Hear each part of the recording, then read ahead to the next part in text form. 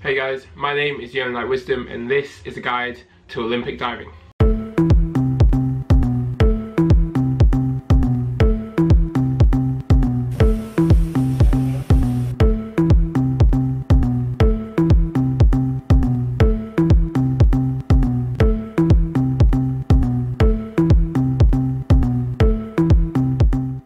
Normally the 10-meter platform is the most exciting event of the whole diving program.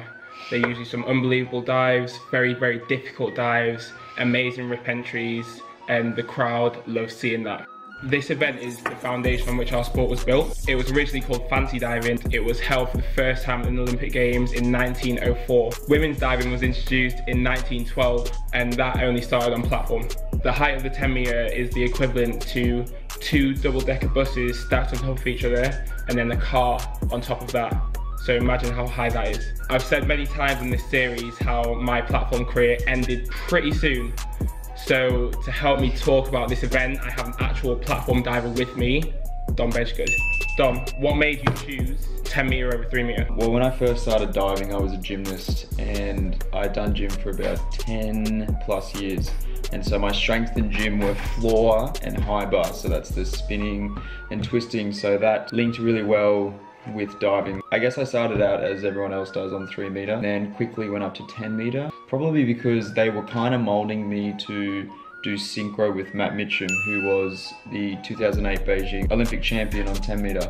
So they pushed me onto 10 meter pretty quickly. From there, I grew a very strong love for 10 meter. As you said, it's the blue ribbon event of diving. So that always attracted me to it, being the last event of every competition, the wow event. But I do 3 meter now.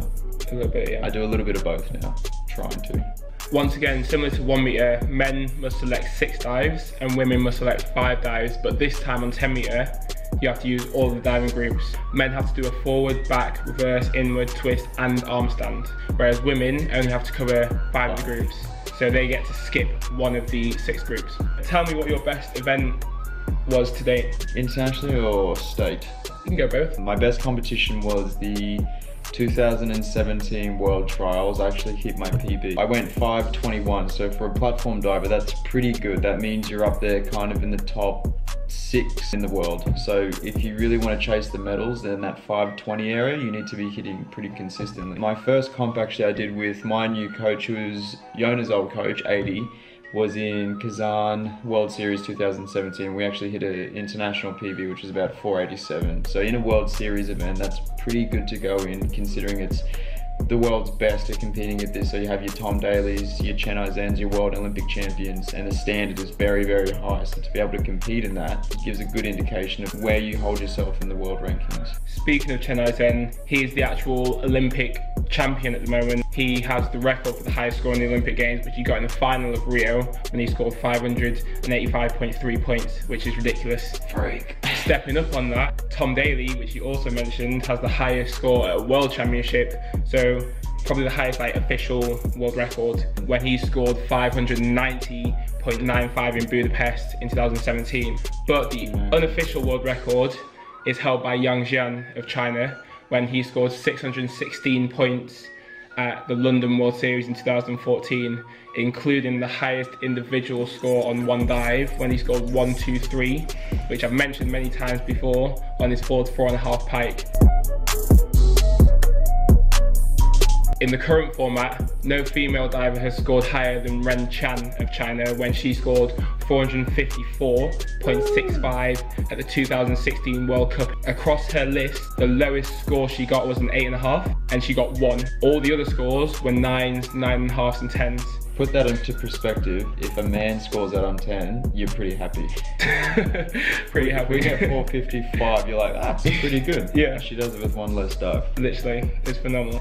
She backed up that performance by winning the Olympic Games in Rio 2016 with a really good performance when she scored 439, just slightly less than her PB. However, Cheong Jun Hung from Malaysia became the surprise world champion when she beat both Ren Chan and another very good Chinese 10 meter diver, CRG, to the world title in Budapest. At the Gold Coast Commonwealth Games, Cheong will be looking to add to her world title, but in a way, she'll have reigning champ Megan Benefito from Canada. And Melissa Wu. Woo. And Melissa Wu from Australia, and all the other divers as well. Tom Daley has won back-to-back Commonwealth titles in 2010 and 2014. He'll be looking to do the treble by winning this Commonwealth title. But the outdoor conditions might throw some surprise results. What are your goals for this Commonwealth Games? This Commonwealth Games, I guess, the main goals are to just continue to improve. For us divers, this Commonwealth Games is a very good base competition 2 years out from Olympics, which obviously is the pinnacle event for all of us. So the Commonwealth Games really gives us a good format in how we are progressing in our training and how we can look to fill in the gaps. So for this Commonwealth Games, same as you, I guess, just going out there to improve from what I did last Commonwealth Games. Last Commonwealth Games was my first game, so I learned a lot from that, and then again from Rio, so just looking to add to that experience and to that, I guess, little tank of confidence, all of it hopefully just leading up to Rio. So I mean, not Rio, Tokyo. Thank you for watching. If you haven't already, make sure you subscribe to my YouTube channel. Hit that like. And yeah, the like and hit subscribe. That like. So you don't miss out on next week's Guide to Olympic Diving, which is going to be the last episode of this series. Hit that like. Any questions, drop them in the comments box below and I'll get back to you as soon as possible. Comments below. If not, peace out. See you next time. Hit Cheers, that bro. like. Boom. Peace out.